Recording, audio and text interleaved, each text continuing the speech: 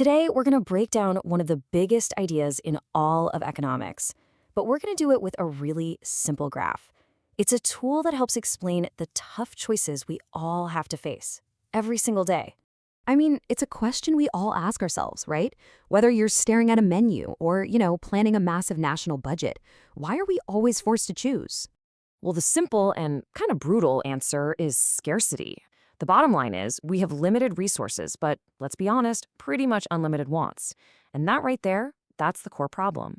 There's only so much time, so much money, and so many raw materials to go around. This one simple fact forces everyone, you, me, big companies, even entire countries, to make some really tough decisions. So how do economists even begin to wrap their heads around this huge problem? Well, they do what any good navigator does. They draw a map of all our possible choices. And this map has a name. It's called the Production Possibility Frontier, or PPF for short. Now, just think of it like this. It's a curve that shows the absolute maximum combination of two different things an economy can produce when it's firing on all cylinders. It's literally the border between what we can do and what we can't. Honestly, the best way to really get this is to build one from the ground up. So let's dive in and see how it works.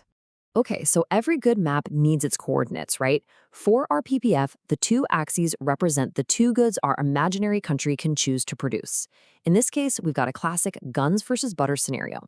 We have automobiles on one axis and aircraft carriers on the other. And this curve you see, that's the frontier itself. Any single point along this line represents a combination of cars and carriers our country can produce if, and this is a big if, every worker in every factory is being used as efficiently as possible. This is the economy's absolute limit, its maximum potential. So let's look at the extremes to make this really clear. At point A, the country is pouring all of its resources, every single factory, every engineer, every last piece of steel, into building 400 aircraft carriers. What does that mean for cars? It means zero. Absolutely none. It's an all-or-nothing choice. But what if the people want some cars? Well, to move to point B to produce our first 200 automobiles, we have to pull resources away from making aircraft carriers. And look what happens. Our carrier production drops from 400 down to 350. To get something, we had to give something else up. There's no free lunch here. And this sacrifice, this trade-off, it has a name: opportunity cost. This is maybe the most important concept in all of economics. The real cost of something isn't the price tag. It's what you give up to get it. So the opportunity cost of those 200 cars was 50 aircraft carriers. Now, you might be thinking that this trade-off is always the same, one for one, but it's not that simple. The very shape of the frontier tells us a much, much deeper story about the costs of our choices. Just take a look at these two PPFs side by side. On the left, you've got a perfectly straight line. On the right, it's bowed outwards, kind of like a curve. So what's the deal? Why the difference? What is this curve telling us that the straight line isn't? Okay, here's the key. That straight line represents a constant opportunity cost. That means for every car you decide to build, you give up the exact same number of aircraft carriers no matter what. But the bowed out curve, that shows an increasing opportunity cost. This means the more cars you try to make, the more carriers you have to sacrifice for each new one. And that bowed out shape, that's way more realistic for a real-world economy. So the big question is, why? Why does the trade-off get worse and worse the more you specialize? Well, the answer gets right to the heart of what makes economies tick. I mean, you might think, can't you just swap a worker from a carrier factory over to a car factory? No big deal, right? But think about it. Are all workers, all resources, really perfect substitutes for each other? Are they all interchangeable? Okay, you're gonna have to bear with me here because this example is a little weird, but it illustrates the point perfectly. Let's pretend our entire economy is made up of these 5 workers, and they can make either burgers or pizzas. Now, if you look at the chart, you can see they have very different skills. Tinkerbell, she's an absolute burger-making machine, but kind of terrible at pizza. Cinderella, on the other hand, is pretty good at both. So let's imagine for a second that everyone is making burgers. Now, we decide we want our very first pizza. Who do you ask to switch jobs?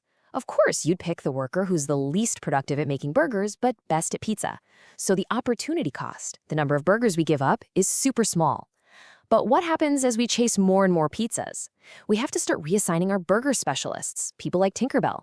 To get that very last pizza, we have to sacrifice a huge number of burgers. And that, right there, is why the PPF bows outwards. Resources, whether it's people or machines, are specialized. They're not all the same. So now that we understand how this map works, what can it tell us about how an economy is actually performing and where it can go in the future? This one graph really sums it all up perfectly. See that? Any point on the curve is efficient. That means we're using everything we've got to its fullest potential.